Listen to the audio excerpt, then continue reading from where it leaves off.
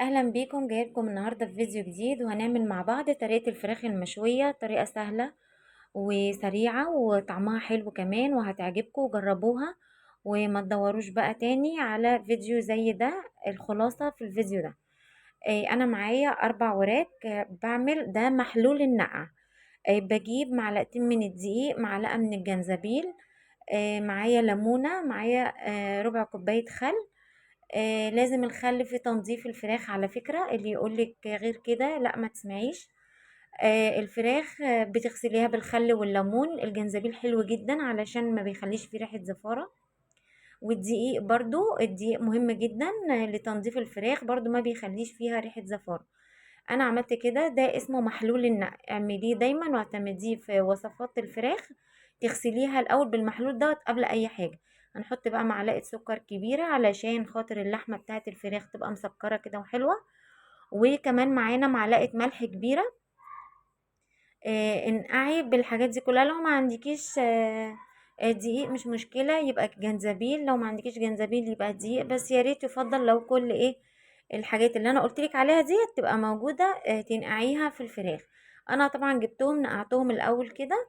هنقعهم حوالي نص ساعة لحد كده لما اجهز الخلطة بتاعتي اللي هعملها في التتبيلة.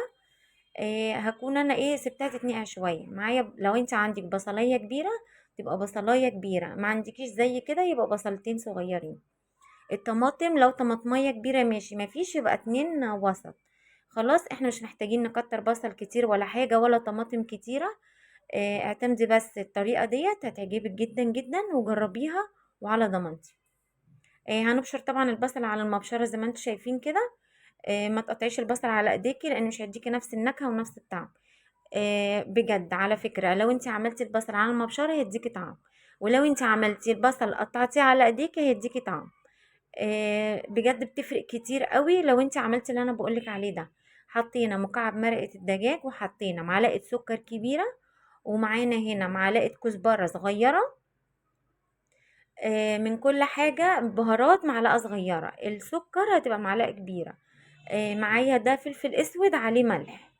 ماشي، مش هنحط ملح خالص غير لما تدوقي.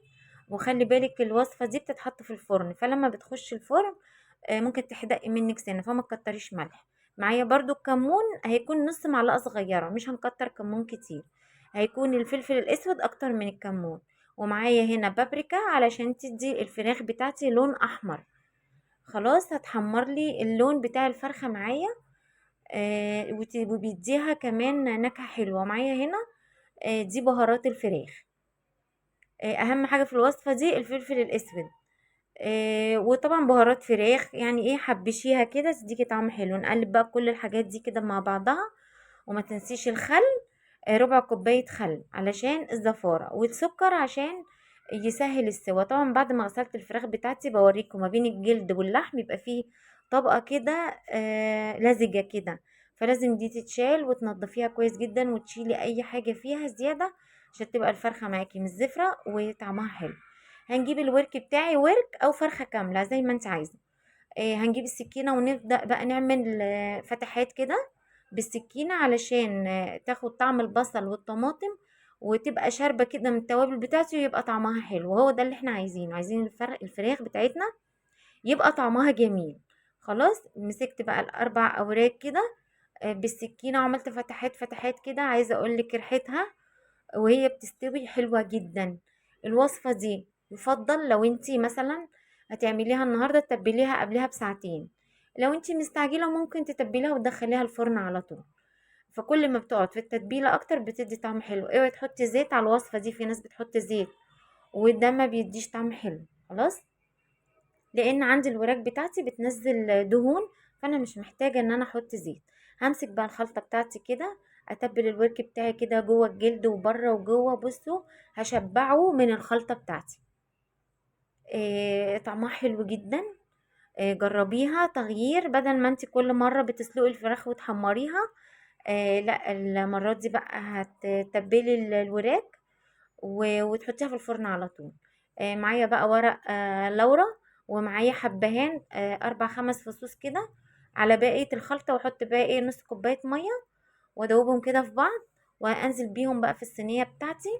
وولعي الفرن بقى ودخليها على طول، ديكي طعم حلو جدا، وجربيها ومش هتندمي.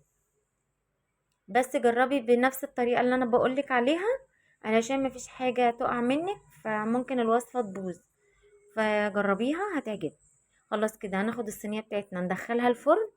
بتقعد معانا اقل حاجة ساعة. بصوا انا كده باللون ده كده بعد ما استوت، انا مش محتاجة ان انا احط عليها الشواية، افتح عليها الشواية كده. الفرن بتاعي من تحت بس، اول ما تاخد لون يبقى انا الفرخة بتاعتي كده استوت، مش محتاجة اولع عليها شواية. خلاص كده بصوا دايبة جدا كده، قعدت معايا ساعة ونص. دايبة جدا مستوية حلوة قوي. اولع بقى ايه فحماية زي ما انتوا شايفين كده طبعا. في الصوص اللي نزل من الفراخ باخد منه معلقة صغيرة كده زي ما انتوا شايفين، وانزل بيها على الفحمة.